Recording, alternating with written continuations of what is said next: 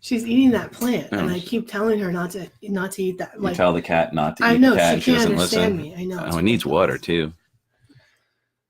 Do we have dirt in the garage? Because I'm ready to transfer that plant. Do you see the job I did here? Look at this. Yeah. Well, hello. Hi. Right I know now, it's a very strange time during the day to be doing this, and I feel like dog doo-doo. I'm sick, but we wanted to come on here anyway. And Ellie's off of school all week, so she's here. Yeah, we got that going for us, and which is nice. She's in the back on the microphone, morning, singing a song. Good morning. Hey, Michael. Hey, Gina.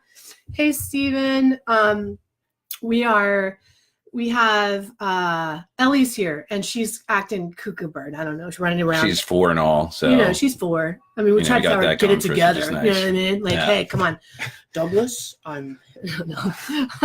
So, with that being said, we thought we would follow up and set the week off and talk about how important education is. And you've got a lot of time. Hey, Deb, good morning. Good morning. You've got a lot of time off this week, potentially, and it's a great opportunity to educate yourself and really start feeding your soul, as it were. And Heidi was blessed enough to spend a day getting her learn on with someone that has been a mentor of hers for a long time, and we thought it would be fun for her to come and share what she's learned. Because one of the things we like to do is when you're part of our tribe is that when we're learning new things that we'll share it with you.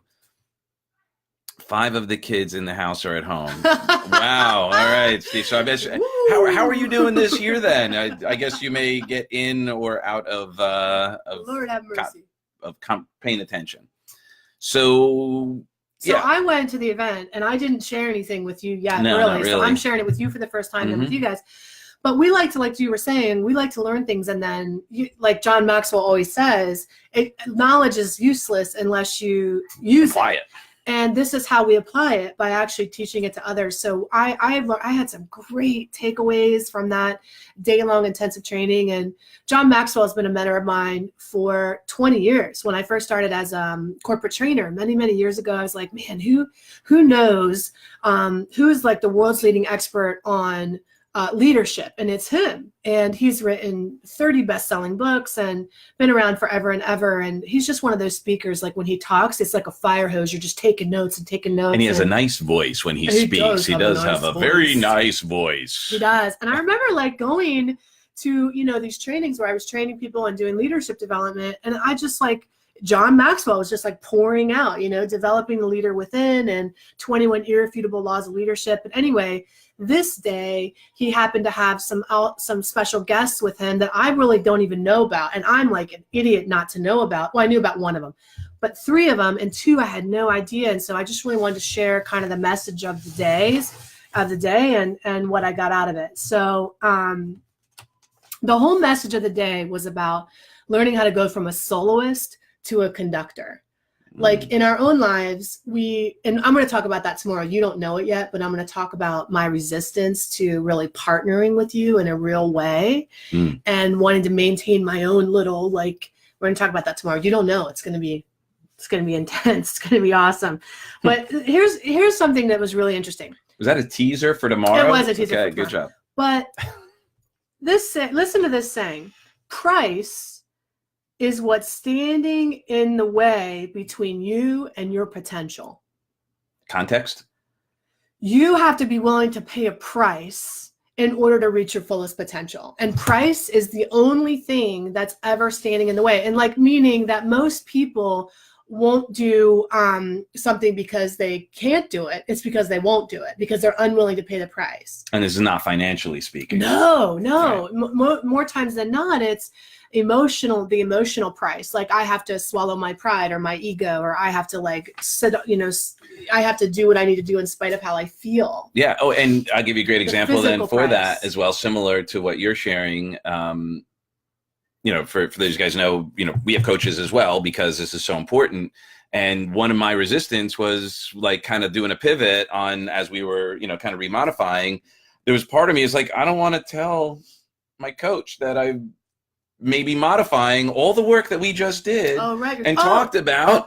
And then he was like, you know, and I was afraid to say something. Like and then, pivoting. and then I did. And he was like, okay, cool. You want to pivot? All right, here's how we're going to do it. I was like, oh. That's really cool. John, now this is really cool. One of the main things was courage and courage to change things. Yeah. And John Maxwell talked about how he had written all these books, you know, and then he was like, he writes with a ghostwriter. And he was like, I wonder if there's another way to write books.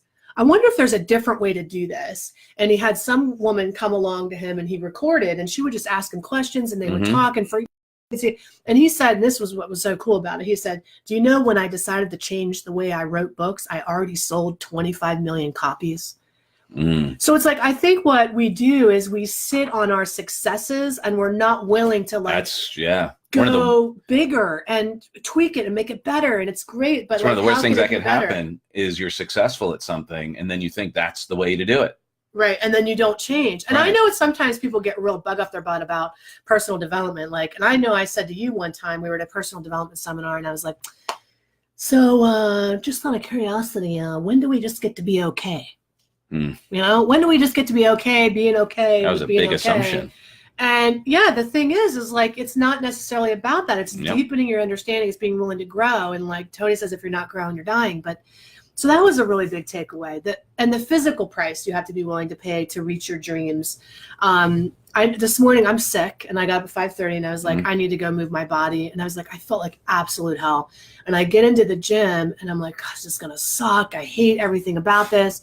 And this woman comes up to me and she goes, oh, I'm really glad you're here. She was like, I follow you. And I was like, shit, really? Like, why does somebody follow you like in the class? Like, yes, in the class. She goes, you're really motivating. And I'm thinking, you know, that's true. Like sometimes we just show up and we're like, oh, I feel like hell. I don't want to put my best in. But the reality is somebody's always watching you. And it's our daughter mostly who's watching. Well, it's funny. Today we were playing racquetball, and you came by. You know, Al and I were outside talking, just taking a break. Yeah. And he's like, "Is that your wife?" I was like, "Yeah." She goes, "She looks tough." He's like, what? I read people. You probably don't want to mess with her, do you? Oh my God, how funny! Yeah. That's so weird. And I said, "Yeah, you want to go tell her that?" That is so funny. And he's like, "No." Oh, that's funny. I look tough. Well, like you just look like you're, you know, you have some people. I'll kick your ass. Or? No, like you look like you're. You know, men when I was dating used to call that intimidating. Yes, I could see that. And I was intimidating. But that you're like a no mess with kind of person. Like, you know, you can see that some people, they just look kind of away. They're like, oh, okay, cool. And then other people like, oh, all right, this is going to be an interesting, you know, and thing. You know what that is too? That part of that is just, I'm like a really intense person and I'm always in thought in my head and I'm walking and I look like I'm on a mission, but I'm not. I'm just thinking. Well, and then I asked if you're like, yeah, F you, I'm going to the bathroom. And that helped too. Sure. Yeah, I was going, hey, Emily. Hey, Melissa. So hey, Sean. So I want to talk about some of the guests that were there. And if you guys want to chime in, that would be really cool. Listen, and also, share this if you want other people to learn some of the tips that we're giving away. There's going to be some really cool stuff here. I mean, the thing is like what John would teach something and then he would go, all right, you have 30 seconds, share what you've learned. The reason I'm sharing this is because I want to assimilate it into my belief system. I want to assimilate this into my psychology. And for you, if you'll be willing to do the same thing, when you hear something that you really learned, just jot it down. Just like put in the comments like, oh yeah, what's standing in the way between you and the potential is the price you're unwilling to pay. And if you don't do it, that would be, are you afraid the price you'd be paying to say, oh, that made sense to me? Because if you do that, you're helping someone else to go, oh, I didn't even think of that. I mean, there are so many notes. You know, when I think about notes, anyway, this book is a book I've carried around since I was in my my early career. You really can't see it, but it's got tabs and it's got like all these great things I've learned.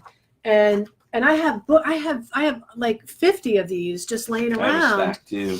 And mine doesn't have tabs. The first time I met John Maxwell in person was you can't see it. It was in 2011. And this is like a chapter out of his book. And he signed and he said to Heidi, keep growing in 2011. And I thought that was so cool. Oh, I lost a tab. It's okay.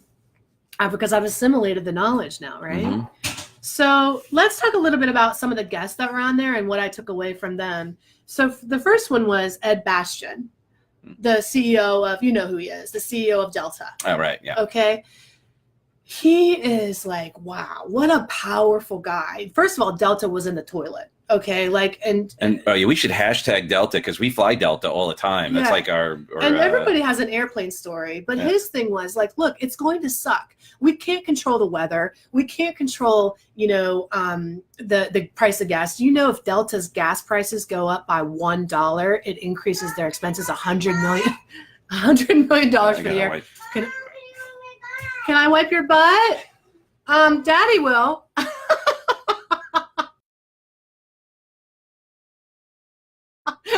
Look at that. You know, real life, right?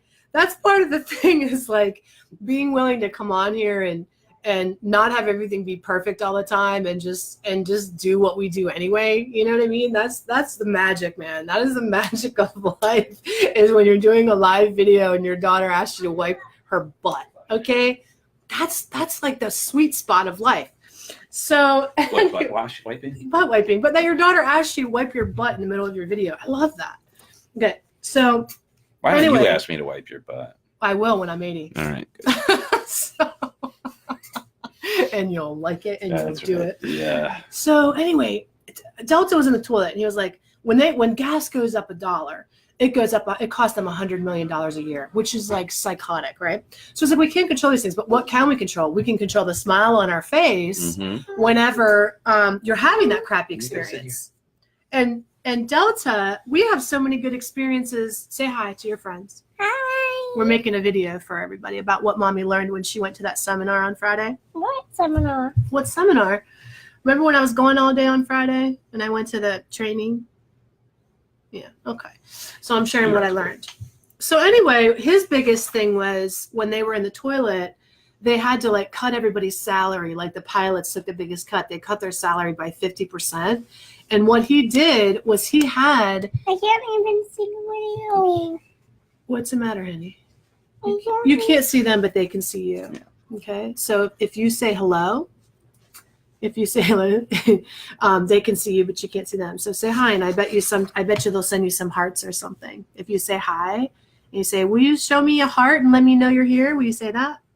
Can you show me a heart so I could be there? So you could be there? Okay. So watch and here, little hearts come up sometimes when people send them to you. So we'll look out for those, okay? So anyway, he brought in all these employees. He had like with the behind the red velvet rope experience where, 200 employees at a time. They had 50,000 employees at that time. Can I talk to them too? No, there go your hearts. Oh, look at all your hearts.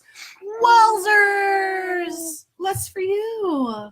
Is that cool? Why they're giving me hearts? Because they love you, honey. Oh, you say thank you. Thank you. Yeah, be grateful. Can you give me a lot of love, please? Yeah.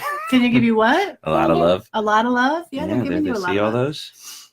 Anyway, they brought in a bunch of people, 200 at a time, these employees, and he just ran all these meetings himself, So I thought that was really cool because one of the main things is like being accessible and not kind of standing up in leadership like behind the Iron Curtain, like the Wizard of Oz, like it's the little man in their parachute. They feel like they're not in the trenches with them. Yeah, like I'm in this with you. I'm in it to win it. And I thought that was super, super cool. A super cool message. Okay, why don't you want to go play with your iPad so we can talk? Do you want to do your video? You want to do your iPad for a little bit so we can do this, and then we'll come back and do more videos together, and you can do your special videos. Yeah, good idea. Or do you just want to? You can hang right there if you want. Okay, so. Mom, what if I can do my computer and? Yeah, sure. Go get it. I don't know where it is. Can you help her find her laptop? So the second thing was thanks for the love, guys. Her computer, or her iPad, that little computer that I got her. The other person that came along was Trent Alexander, and you guys probably know him from Rehab Time. He has like 2 million followers. I don't know where I've been, but I'm like, I have no idea who this guy was, but boy, did I find out in short order. He is amazing, this guy. And what I learned from him when he spoke was like, he played in the NFL, and I guess for whatever reason, he got cut from the NFL. And he was at a very low point in his life, and he was like suicidal. You guys probably already know this because you know him. I didn't happen to know him. Hey, Serena. Serena was with me at the event. We had an awesome time together, learning and sharing and grinding and supporting each other. But he talked about how, he had to be willing to give up his dream, which was playing in the NFL, for God's vision, which was him speaking and impacting more people. And I think that's so cool. I think that you and I have a habit of getting attached to the way we think things are supposed to go, or the job we're supposed to be in, or we have an idea of how things are supposed to go down. But if we're willing and be brave enough and courageous enough to let go of that dream that we have, it's not necessarily working out for us, to go grab a hold of God's vision, which 9 times out of 10 is much, much bigger than you and I could ever possibly imagine. I don't know what you're talking about. Yeah. I want my toy computer in the screen. Okay. All right. I was just talking about Trent and how he gave up his NFL. Oh, right. The vision and the dream. And you can relate to that with giving up your music. Yeah, well, so to do that, yeah, he is amazing. I've seen him quite a bit, and the idea of giving up, and sometimes it's not giving up. As an example, I was in music. For my first career was in music, worked on multiple Grammy-winning records, and I originally wanted to be an artist, and that was what I thought I was going to be doing. And we did great records, and this was amazing. And then when it got to peak of my career was during Napster. So also that was when everything changed. Music changed in so many ways. The way we made music, actually music, the entertainment industry was one of the first industries to be disrupted by technology, because the studios were closing because you didn't need these big studios. You could make the, Pro Tools and do everything on a computer, and you didn't need the big tape machines and all of that. So it really had a huge impact. So I had to essentially reinvent myself and find ways to still be myself and be congruent. And now the way I say it is that I help people make music of their lives rather than just make great music, because that was what I did. Was I helped an artist get the best out of them musically, and then helped bands monetize and build their business. I was, one of the first people using MySpace and Reverb Nation and all of that technology to help build a business and be a band, successful band without a label, because labels weren't signing people anymore. So yeah, what Trent shared was he wanted to do NFL, and he didn't know that necessarily it wasn't even on his radar to be a speaker. Yeah, right. but what he said was so cool. The first time that he actually spoke, he was like, I was born for this. Right. I was meant to do this. And I think that is so cool. I remember when I was working for a company called LA Weight Loss back in the day. It was like my very first sales job. That's the company that I climbed the corporate ladder in. And they were a great company, and all women, and it was just so cool. And that's how I really got my chops in business. But I remember when a woman, I remember her name, I don't want to mention her name because she's on here, but she walked in and did this training. And I thought to myself, this is a gig? Like, people do this for a living? I had no idea corporate trainers existed. Mm-hmm. I had no idea you could get up and teach for a living if you weren't a teacher or a college professor. So I felt when I went to Tony Robbins' seminar. You saw Tony, you were like, that's what I'm going to do. Oh my gosh, it's like a rock show. Yeah. Yeah. Mm-hmm. Exactly. And we have those experiences, but if if we're holding too tightly onto the dream and trying to make that happen and being in a pity party for what we thought was going to work out that didn't quite work out. And by the way, no one who's watching this now, I'm sure, but I'm sure people who they then spend the rest of their lives telling the story. I used to be. Here's what I could have been, and or I all used that. to be. Like, like the Napoleon Dynamite, Uncle Mickey. Well, no, that's exactly right. Like, you cannot live in your failures or your successes. Right. Like, you have to move on. Like, I remember, like, Uncle Ricky, this guy at the skating rink one time, because I love to go roller skating. You never take me. Mm-hmm. Why didn't you take me? I did. We went once. That was like 4 years ago. That was longer than that. Okay, you're not helping yourself. We need to go. Plan a day night. Let's go roller skating. Okay. But anyway, there was this guy at the roller skating rink, and he was like, he had like a fanny pack, and like his pants were bringing back the term trouser snake. It was really inappropriate. And he had like a mullet, and he was like skating backwards to like Def Leppard with like a Def Leppard t-shirt. And I was thinking, now there's a guy who's living in the glory days. Mhm. You know, he's a touchdown away from, you know, From cracking big open game a in six high pack. school, Like, yeah. it just was not. but and I used to do that too. Like when I was transitioning into coaching, it's like, and coming into work in a different capacity, it's like I want to talk about all the awards I won and all the, you know, Mhm. companies I turned around and all this kind of stuff. But hey, yesterday ended last night. You cannot rest on your successes. Which is probably why I don't talk about Yeah. my But it past. is helpful. Only if it when only you're has a relating value. it to something, I think. I'll only share it if it's Yeah. relevant and it's going to have a teach in it. Yeah. And it's not about bragging. Yeah. We're never going to be the type of people that are going to show you a car. In fact, I have a really nice car. I got a beautiful, my dream car. I got my dream car. Nobody knew. Right. And I'm not saying that to be like, oh, because I'm so cool, I didn't tell anybody. It's because I don't value that. I value driving it. I value getting in it. I value what it brings to me, but I don't value telling people about it. I'd rather give you the value of not showing my car. Like, I don't find that inspirational. I find that obnoxious in many respects. I'd rather give somebody tremendous value in sharing something with you from my heart that's going to helpfully change you than showing you something that could go away next week. Mhm. I mean, money comes and things are fleeting, but your character and who you are will last a lifetime. And that's really kind of that So message. you're always of a that whole character? day. Is that what you're saying? Yeah. I've had people criticize me and tell me I'm like a caricature. I'm like a parody of myself. I've had people actually say that to me, people close to me in my life.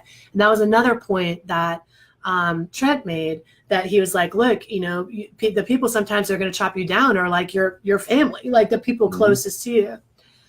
So that was really good. So it was about, you know, with the CEO of Delta, it was about transparency and flexibility. Yeah, which is huge, because that is a see what's going on with you. killer of organizations are when the leadership are like keeping everything a secret. It's a killer for us in our Yeah. business. If you're a coach, Mhm. if you have a business, and a lot of people that we work with do have businesses, it's going to kill you not to be transparent. Mommy, can you wipe my butt?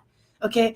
That's transparent. That's like reality of what goes on. Let me go give her the iPad and bribe her with like a treat if she'll watch the freaking iPad for 20 minutes so that we can get this video. That's the reality, but that's transparency. We're not the type of people that just want to show you one thing, right? Like, oh, let's do the most polished version of it. And a lot of people are waiting for that. And Trent said this too. He said, you know, sometimes I get up on stage and I delivered this amazing talk and I hit all my points and I did like a tremendous job, and I'll get off and they'll be like, crickets, right? He said, sometimes I fumble through my words. I say the wrong thing. I'm all over the place, and I get off and people are like standing ovation, man. They're like, wow, you brought down the house, because what he didn't do was, and the other thing is he disconnected his heart from his head. He was in his head, It's too busy trying being to polished. too busy being like right instead of being like Present. righteous. You know what I mean? Like, and not self-righteous, but present. Yeah, that's it. Just being here.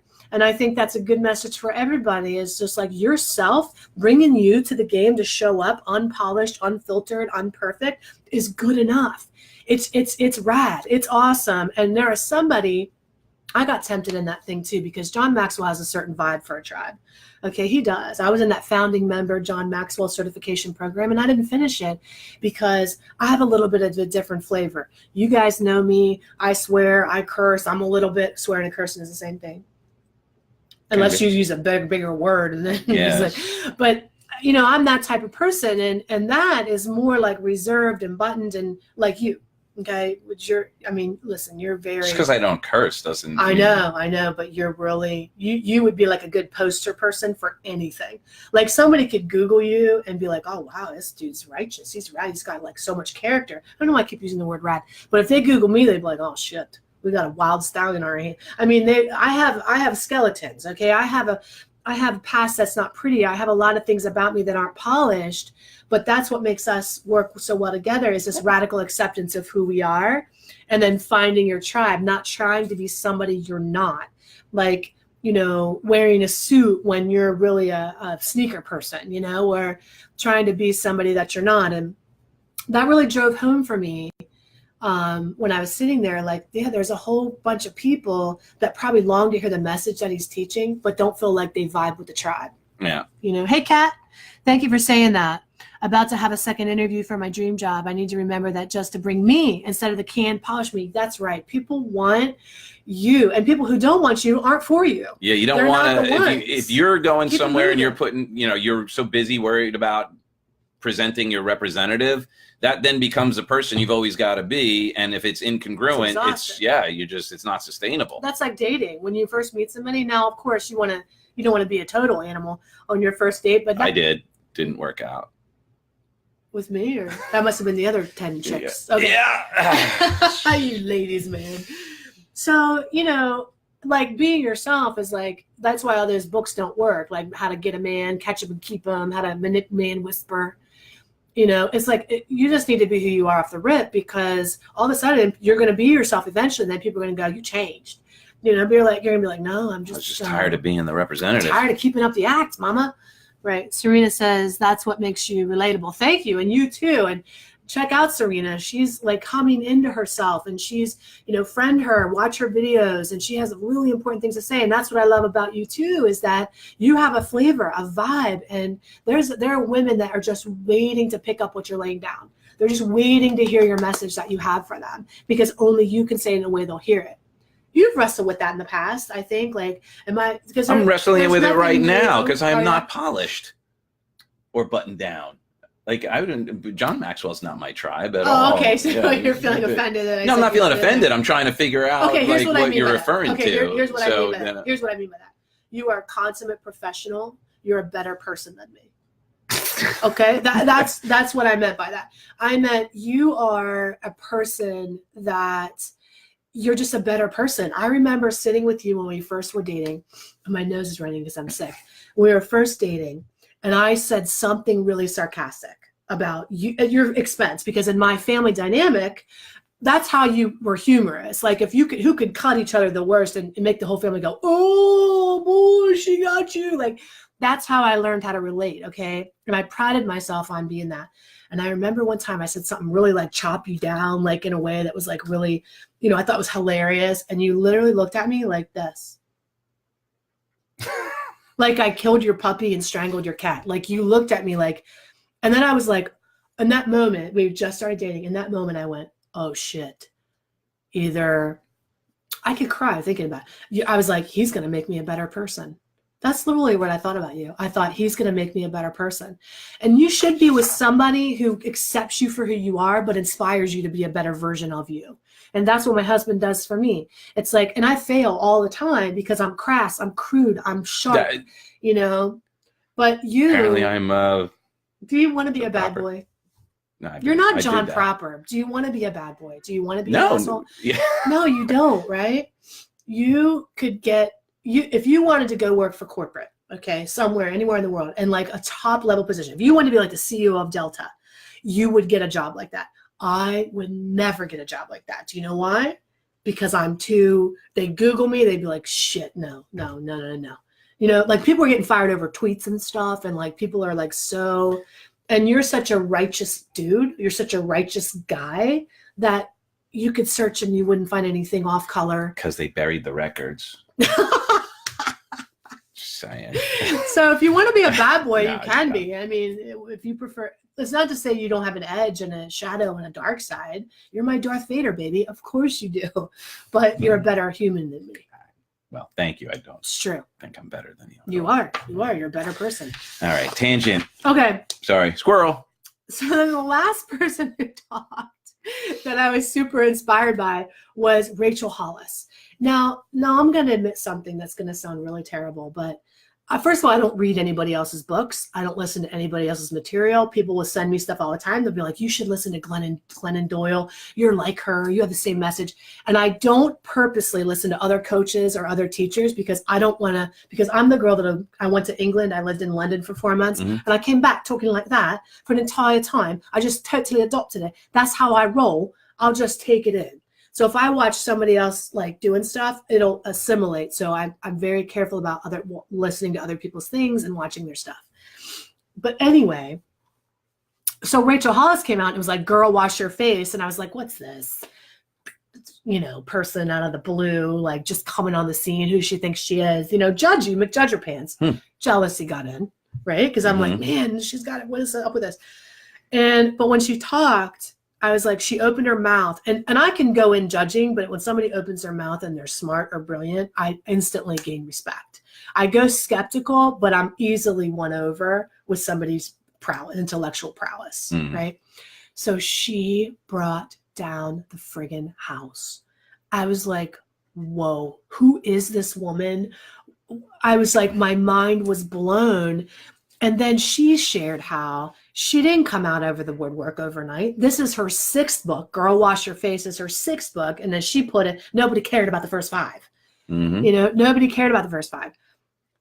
And that she started speaking at like old folks' homes.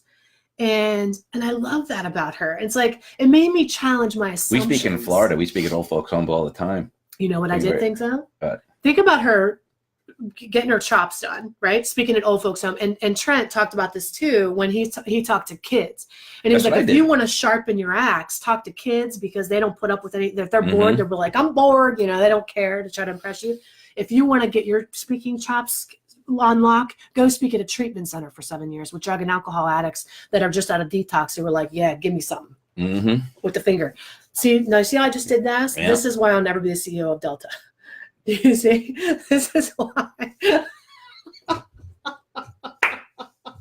Because this is that's why I can't go be at work at Chick-fil-A. That's why, like in a corporate job, because I'm this girl. Oh God. I got nothing. I know. I can do it too. That just happened. Good. Now we're both locked in. Now we can never do it. Okay. So it was just so cool. You know, one of the main messages with her was like just consistency, overcoming yourself. Yeah. Like here we are. I'm sick. Our daughter's asking us to wipe her butt. You know, we're here, but we're consistent because we care more about delivering value and being here and living in our purpose than we do about having to be polished. You know, purpose precedes polished any day of the week. Yeah. And that's so true. If you guys look at anyone who's been successful, if you go back and read their stories or find out, I mean, there's tons of those videos of like, you know, how many times Michael Jordan got, you know, how he got cut from his team. Oh, can I tell you that? Rachel Hollis said, she goes, you know how Michael Jordan got cuts from his team? And they were like, yeah, keep going. Maybe she goes, he got cut because he sucked. He wasn't good enough to play on that team. So what did he do? He practiced. He practiced. And that's why I can watch videos of me from 7 years ago and like be like, oh my God, holy shit. Like what? Ew.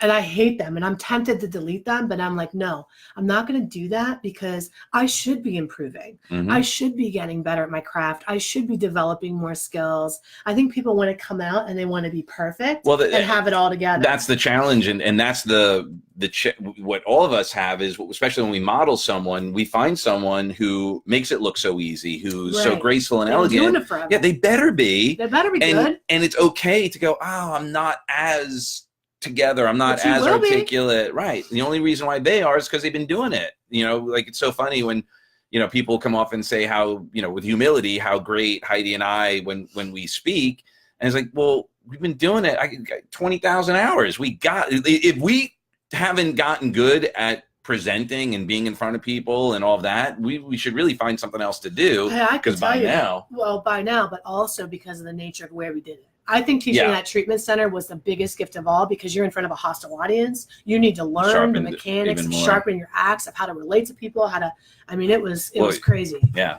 And so you bring that up. I had the, you know, 10,000 hours with Tony before that, but then I did mad science with kids. I actually did. I did after school programs for children doing mad science. So I had to engage with 5-year-olds, 6-year-olds and keep their attention for 2 hours. And then I actually, to make extra money, did parties. Did birthday parties. And I remember you told a story about an old high school mate that saw you and you were thinking, I'm embarrassed in this moment. It was tough because if somebody went to high school because here you were, this town, guy in music that was like winning Grammys, and now you're at a kid's birthday party, like doing whatever. Yeah. And that's the thing. Awkward. Like, you have to have humility. Mhm. You have to be willing to do the things. Like, you can't start at the freaking top, you know, even when you're reinventing yourself. If you were at the top and now you're coming in a brand new thing, it's like you know, Christmas Vacation. I'm holding out for management. Yeah, it's been out of did work that? for 15 Who years. said Uncle that? Eddie. Uncle Eddie said he's Yeah. holding out for management. Yeah, Randy Quaid's character. Here's the main tips. Accessibility. You have to be willing to be accessible, Mhm. right? Flexibility. I always talk about being like the willow tree, being Mhm. rooted in what you believe in, but very flexible in your approach. Tony talks about that too. Mhm. That's NLP. It is NLP. Vulnerability, being willing to like show the stuff, right? Like this is the reality of how it is. Talk about the reality. Even us just talking about when your feelings got hurt a little bit ago about me telling you you're not a nice person. They weren't. I know they Figure it weren't. out. They were trying to figure it out. But that's the vulnerability. That's Mhm. the being willing to be like, oh, let's back up. Let's slow down. Let me, Mhm. you know, that kind of thing.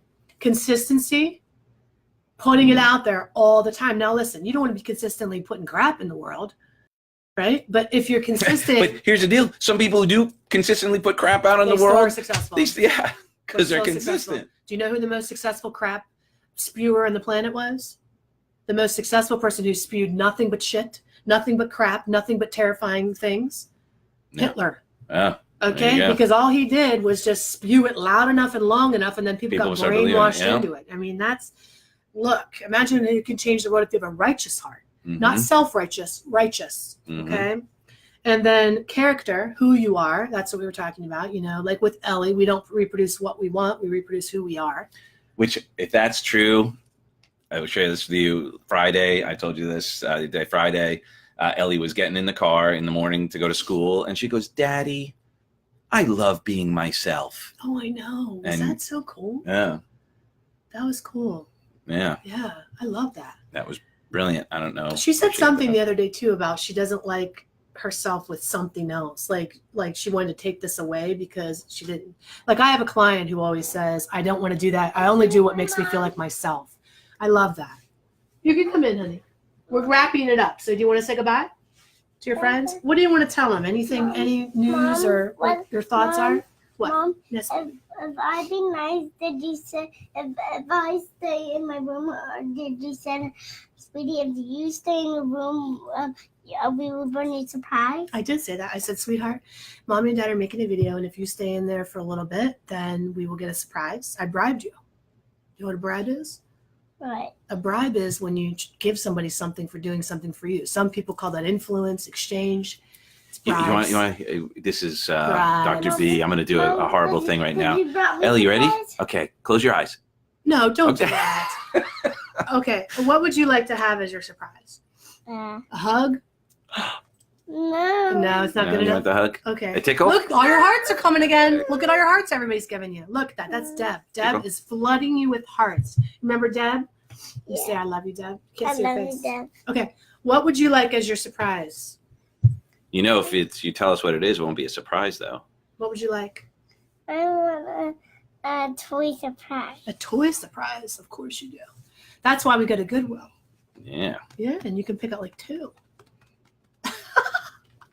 All right. Do you want to say anything else to your friends? Bye bye. Take this word. Mwah. And hug-a-lugga? Lugga. Do you want to do anything else that you think is important? And blow a kiss?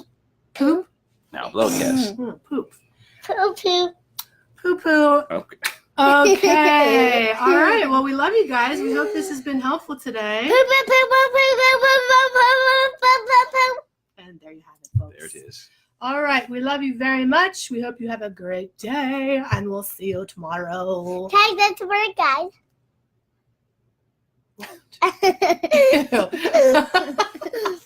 Guys, take this to work.